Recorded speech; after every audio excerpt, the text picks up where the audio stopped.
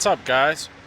Thought I'd make a quick video. I'm trying to sit here and drive down the road and stay awake. It's about 3:30 in the morning.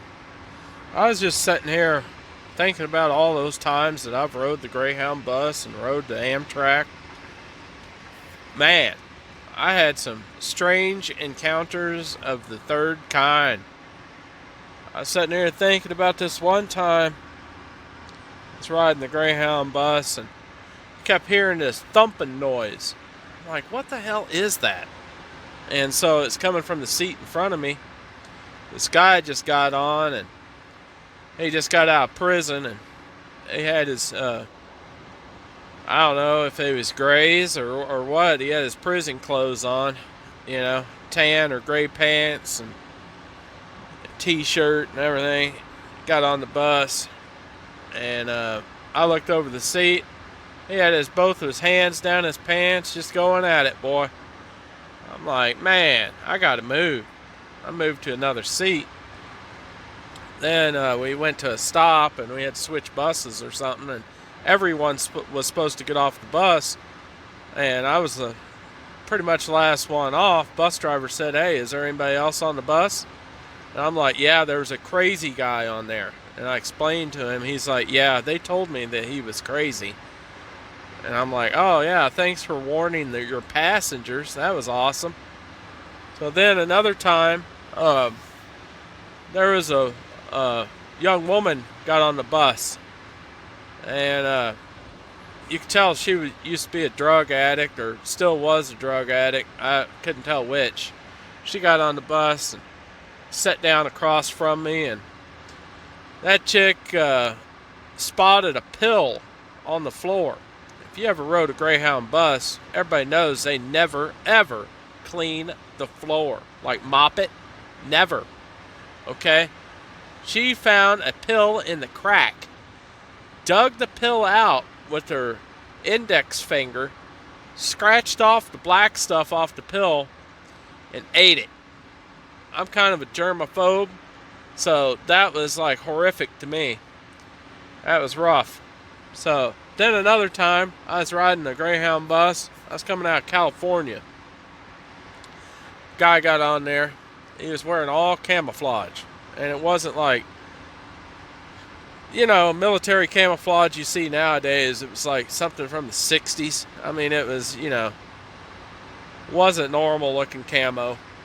Anyway, he gets on there. He's all camoed up. Sets across the way from me. And something about him was just a little off, because he took and he had a paper bag. He had a coffee cup in there. Every time he'd open that paper bag up, look in there at that coffee cup, he would start laughing. And this was in the middle of the night. It was dark. All the lights was out. And I'm sitting there. I'm trying to sleep, so when I got to the next run, I'd be rested. I'd be ready to rock.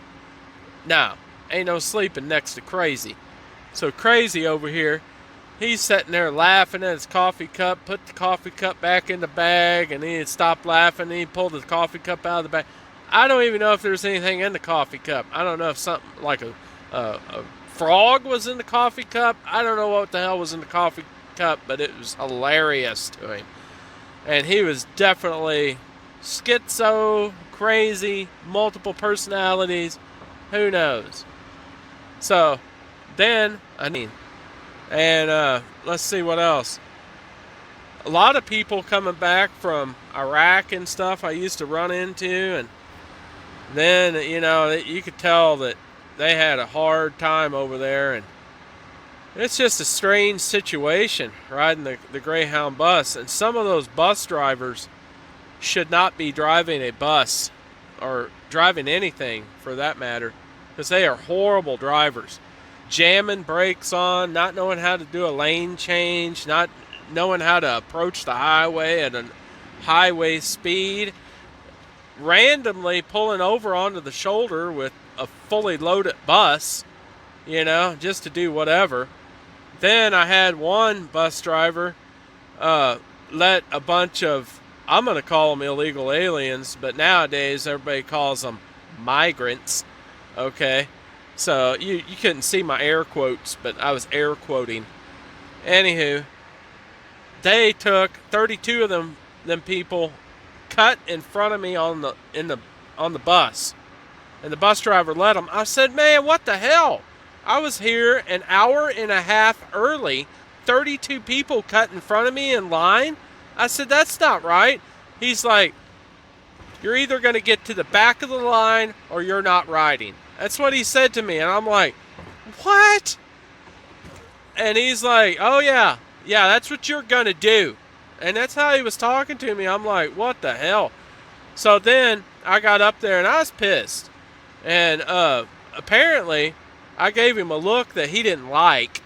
And he's like, oh, you better stop cutting eyes at me or I'm not even going to let you on the bus. So I couldn't even look at the guy. So I just looked the opposite way like a smartass and handed him my ticket. And I got on the bus.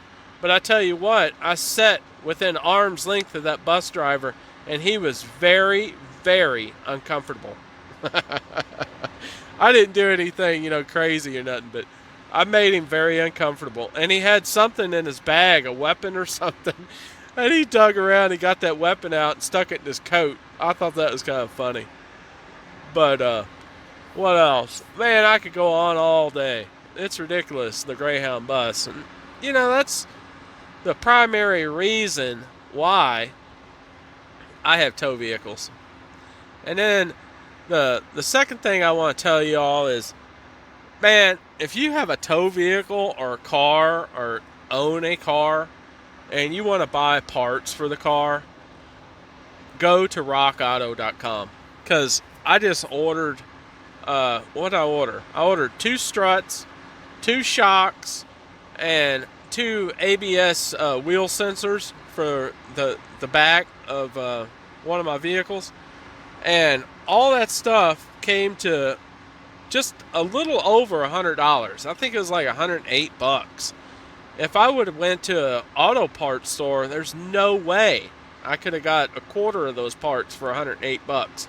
And then they charged me, like $22 shipping or what have you. But I was cool with that. But man, I tell you, that Rock Auto is saving me tons of money. And personally, I don't give a shit if the part is from Alaska, Hong Kong, Korea, Russia, Australia. I don't care. As long as the shit fits and it works. That's all matters to me. And for the price, if it lasts half as long as a normal part, hell, I'm even cool with that because I could buy like 4 parts for the price of 1. I mean, shoot, that's the way to go.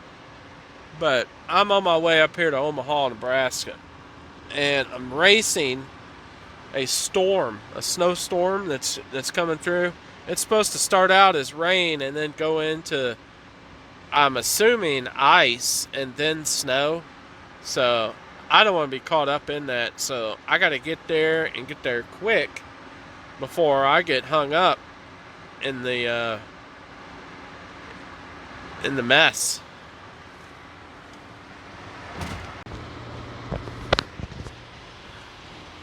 I thought I'd tell you another story.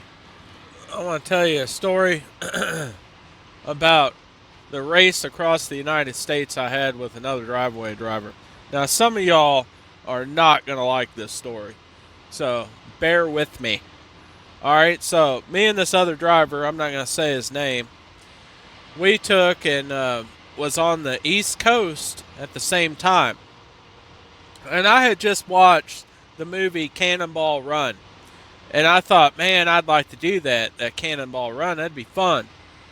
So I was telling him, I'm like, hey, why don't me and you have our own Cannonball Run? He's like, how would we do that? I said, this is what we'll do.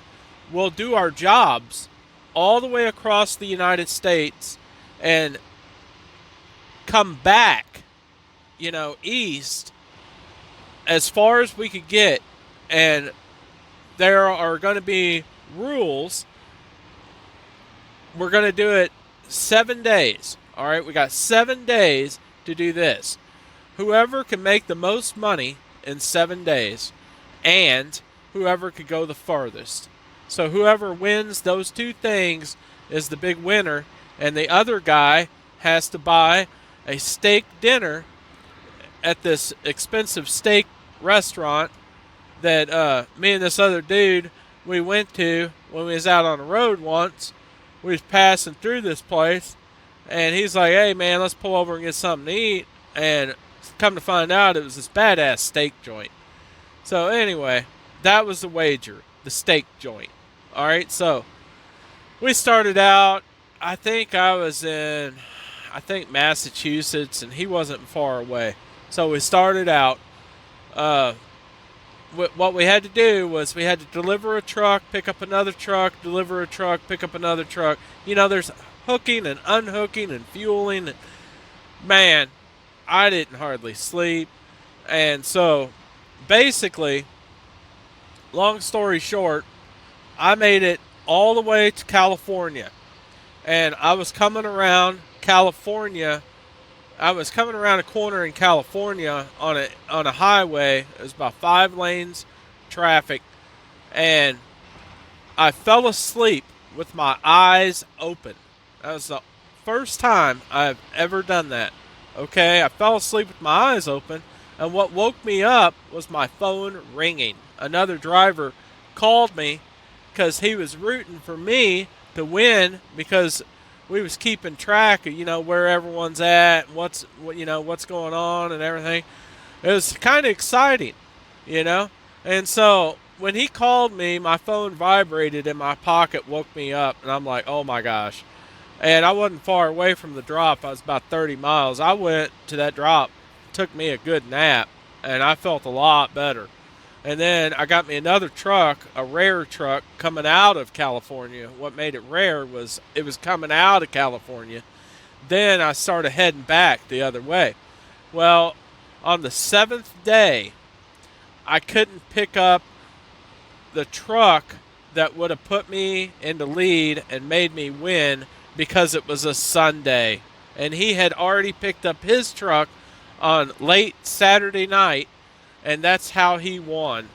I know he's going to maybe hear this story and he'll be like, no, I won because I'm awesome. Well, that ain't the case. He picked up his truck before I could pick up my truck, and I had to pick mine up on the following Monday. So I ended up losing.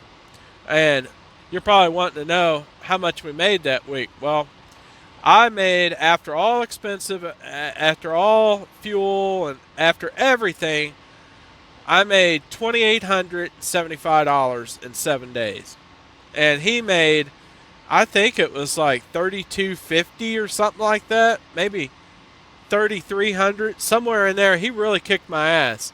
So we took, and I think it took us about a month later to meet up at that steak place. It was near the Grand Canyon. It was out there, out in there, that there parts, And so we met out there, and I held up to my bargain, my end of the deal, and I bought him a big, huge steak dinner. And then after that, we went our separate ways and went back to making some more money.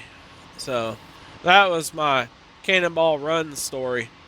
So I don't know how many miles that was, but I went from Massachusetts to California. From California, I made it to somewhere, I think it was Springfield, Illinois. That's how far I made it back. And that was the end of the 7th day on a Sunday. So that was my story, and he was way far ahead of me. He really kicked my butt, but that's all right. I'll never do that again, because I tell you what, that week I probably didn't sleep. I don't know. I think it was like 10 or 12 hours max, and I drove the rest of the time. And the way I stayed awake was I drank a lot of water, and I only drank water, soda, and tons of energy drinks. Hence my heart problem I have today, So, needless to say, it really wasn't worth it, but it was a one-time deal, and never do it again, and it was fun while it lasted.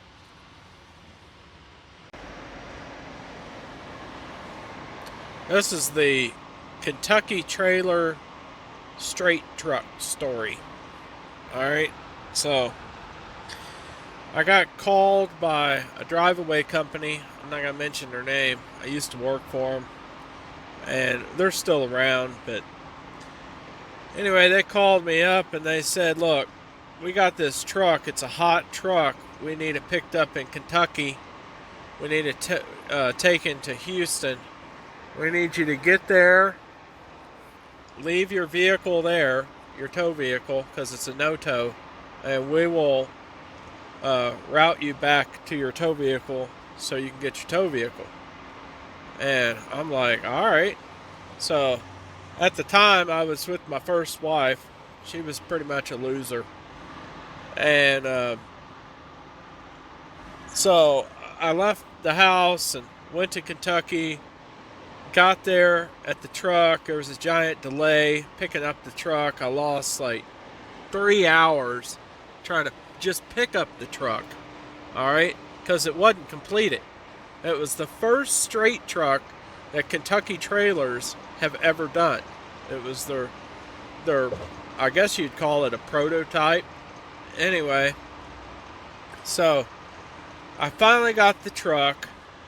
They're like, can you make it to Houston by tomorrow? I'm like, well, definitely, because I'm going to drive continuously throughout the night and make it there, Shouldn't be a problem. I mean, it's possible. So I'm rolling along in this truck, and they was so concerned that I'd hit a deer and do all this damage to the truck, and they was so worried because they didn't have a replacement. And basically they was going to give the truck away in Houston to people that do shipping and furniture moving and all that type of work. And it was a big ordeal. So I'm rolling along, and I get a phone call from home. And on the other end, it was my daughter. She was screaming and crying. And, very unlike her to call me and scream and cry like this on the phone. It sounded like someone had just died. And she's either seen it or found out about it. I didn't know if my mom and dad died. I didn't know if my mom or dad died. I don't know what happened, but it was something horrible, horrific. So I got her calmed down enough to talk, because she was in hysterics. She says to me, I just caught Mom on the couch with a guy. And I'm like, what? She's like, yeah.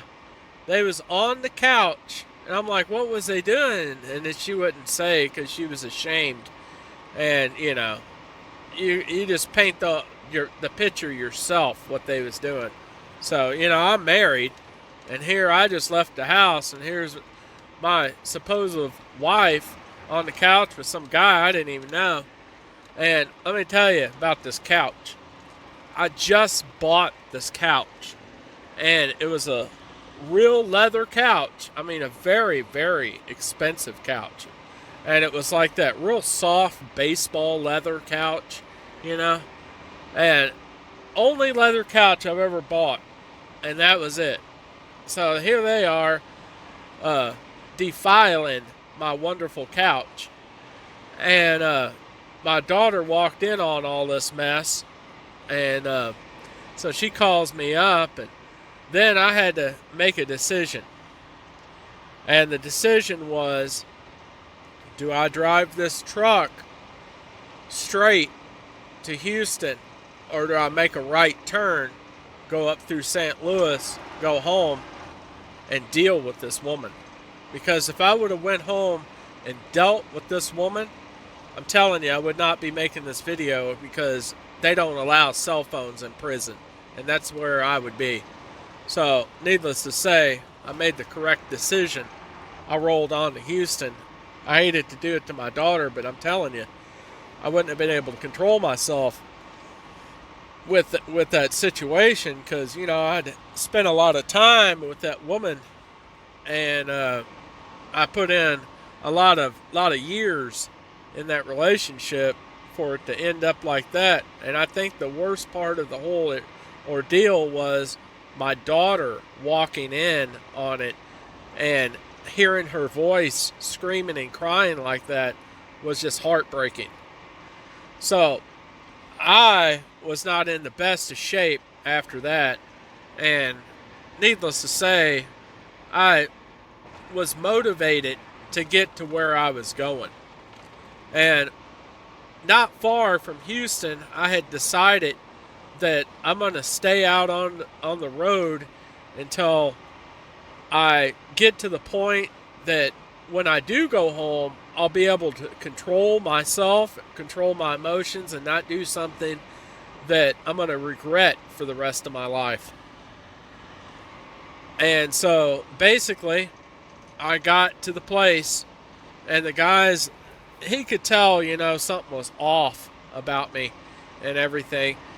And I made it to the place, and the guy's like, "Can you make it onto this lot around back behind this building?" And I'm like, "Dude, there's no way I could drive this truck underneath the wires of these wires running across this parking lot to this telephone pole."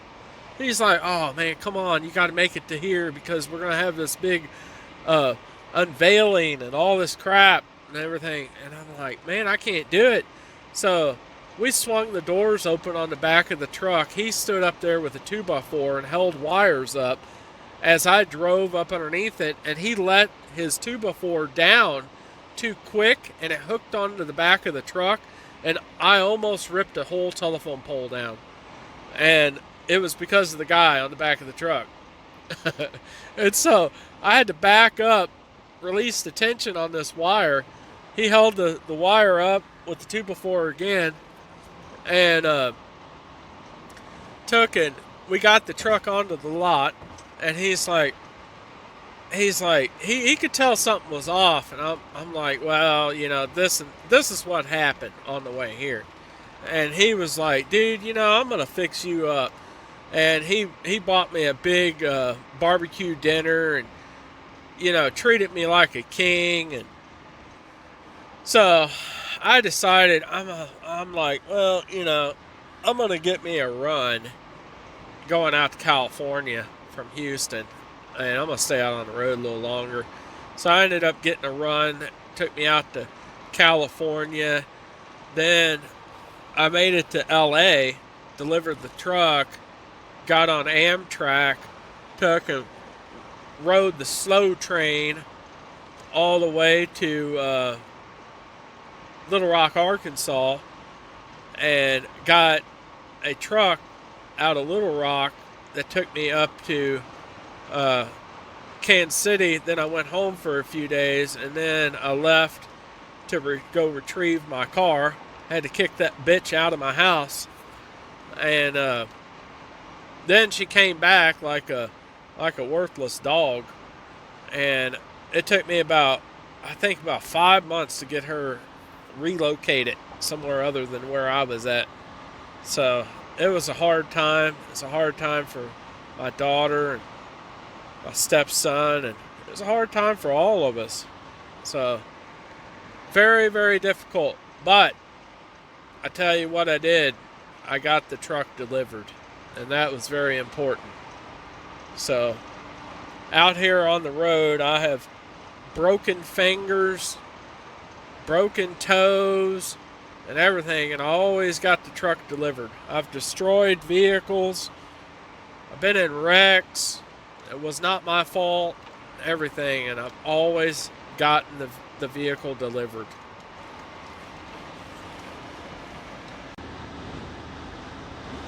To you overly sensitive people that may think this next one is racist, this story here is not racist because I'm not a racist. The only reason I have to put someone's skin color in the story is because it's part of the story. So here we go. I used to use a tow dolly. And what a tow dolly is it's a two-wheel trailer. You drive your car or truck up on to the trailer, and then you could tow it with the two front wheels off of the ground. Tow dolly. And you strap your tires down to this so the vehicle won't fall off or move. And so I used to use a tow dolly. It was a Demco tow dolly. It's a self-steering tow dolly. And what that means is it steers like the front of your car after you pull a pin. And it's pretty much, in my opinion, the cream of the crop of tow dollies. So I used to use that, and I used to use a Ford Taurus.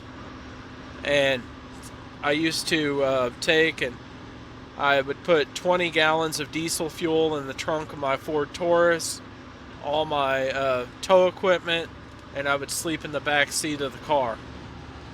So now we got that straightened out. Alright, so I was in Palm Springs, Florida, and I was cutting through there. I had just delivered a truck. I was deadheading to the next truck, and I got pulled over by a sheriff. And I wasn't speeding. I wasn't doing anything wrong. I had a seatbelt on. You know, I did everything right. Didn't do nothing wrong. I still got pulled over. So I pull over, and the guy comes up to the window. He's like, "You know why I pulled you over?" And I'm like, "No." And he said, "Well, I pulled you over because you didn't have a license plate on that trailer back there." And I said, "That tow dolly?" And he's like, "Yeah." And I said, "Well, fuck, man, I don't even have a title to that. And how in the world am I going to get a license plate for it?" And he's like, "Well, is it stolen?" And I'm like, "No, it ain't stolen." I said, "I bought that from an old man. It ain't stolen." And he's like, "Well, why don't you have a title for it?" I said, "In Missouri, we don't need titles for a tow dolly because we don't register. We don't put license plates on tow dollies. And, you know, obviously I'm from Missouri. You're holding my license. And you know, that's what's up."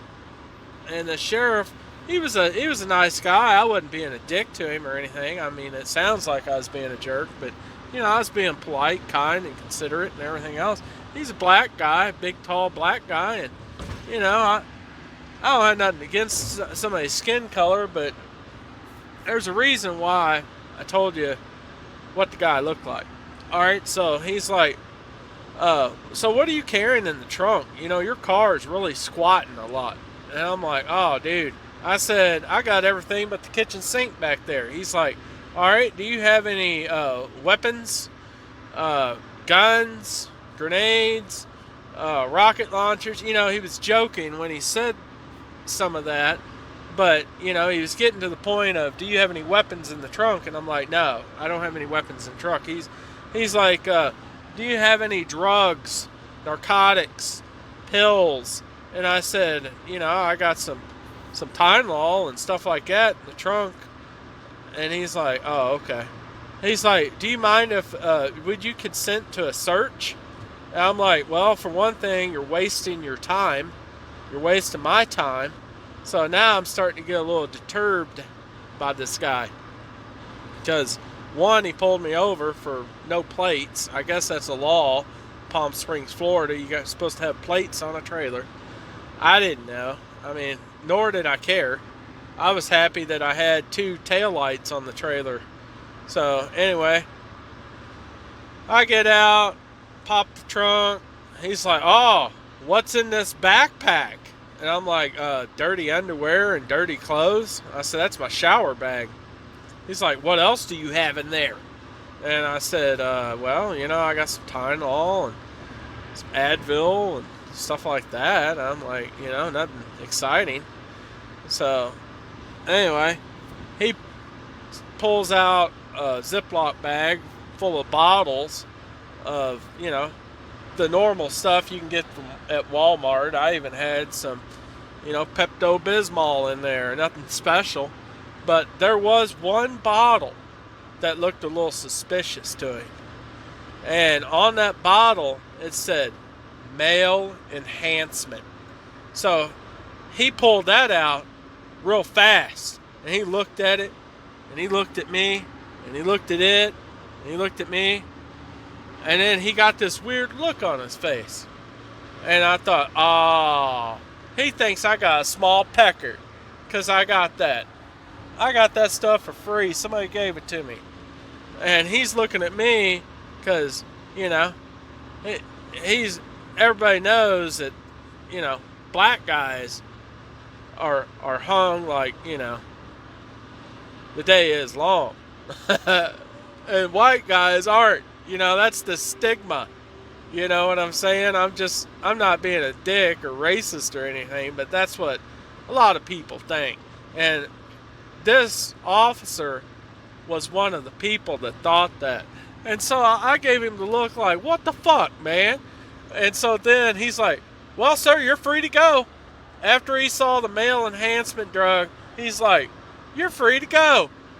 Because he felt sorry for me. I'm like, what the hell?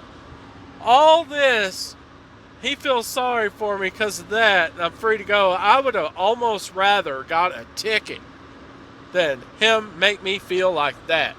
I'm like, damn, that's just wrong.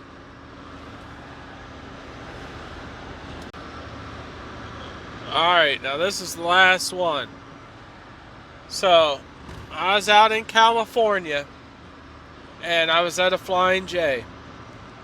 And I always try to give to charities, to churches and whatnot. And I always try to, spread the wealth. And across the street from this Flying J, there was a church, and they was trying to raise money for the church, and they was selling cherries.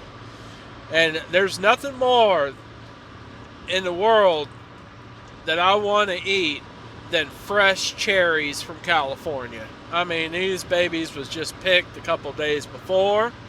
I saw these cherries, and I'm like, I'm on it, Jack. So I zoom on over there. I was bobtailing a tractor, had my car all hooked up and everything. Zoom on over there, jumped out of the truck, went up to the little kids that was selling all these cherries. And I said, how much is a bag of cherries? And they're like, $2. And I'm like, no way. I said, give me 2 bags and just keep the change. I threw them a 10.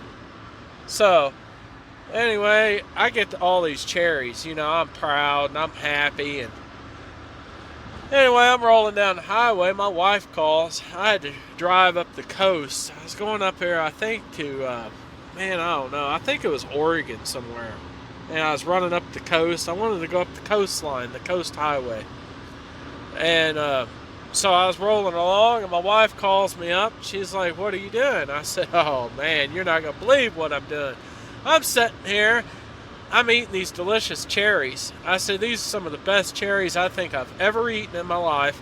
And I'm spitting the pits only on inexpensive cars. So BMWs, Mercedes, and anything, more expensive than that. If there is anything, like a Bentley, Rolls, whatever.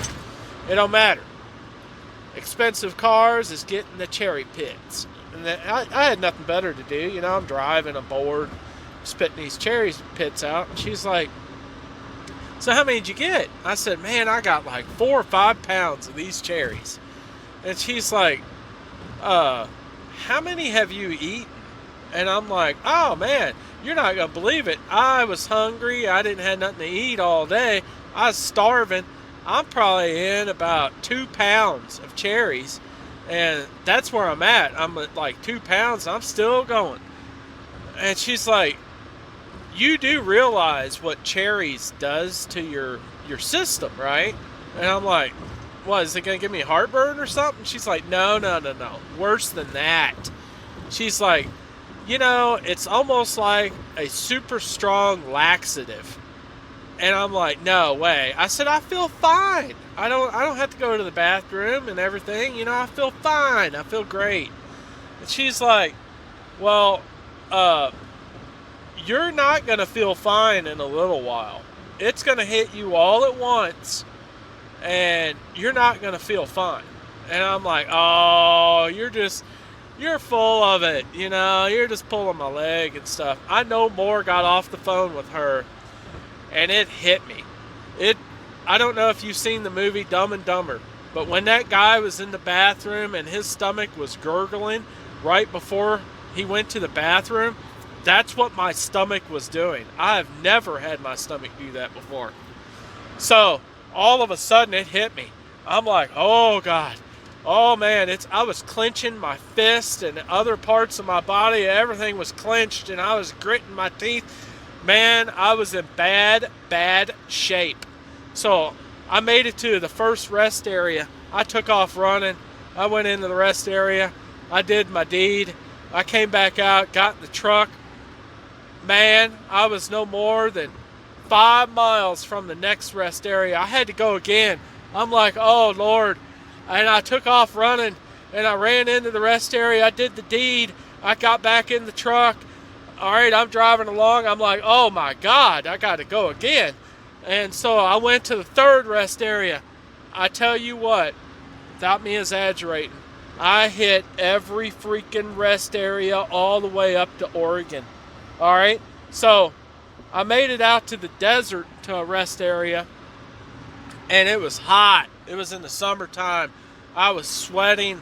Man, I was in bad shape because I had to go. Every time I went to the rest area, it was like red light situation. Every time. I barely made it to the rest area. So I take off booking it, man, to this rest area. They didn't have any air conditioning. You know, it was like a primitive type rest area with non-flushing toilets and all that. I made it to the restroom. I sat on that toilet. I made sure I evacuated everything. Okay? So I get up. I always take and, put toilet paper on top of the toilet seat. A little bit of a barrier between me and 5 bazillion diseases. And so, anyway, I stand up, pull my pants up, and, finish up and all that stuff. And I'm coming out of the rest area, and, I'm trying to play it off. I'm not trying to be like, I just went in there and destroyed the bathroom.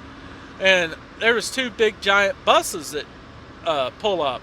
And they was full of kids, looked like they was probably in junior high. And they was all pointing and laughing at me. And I'm like, what the hell are they laughing at?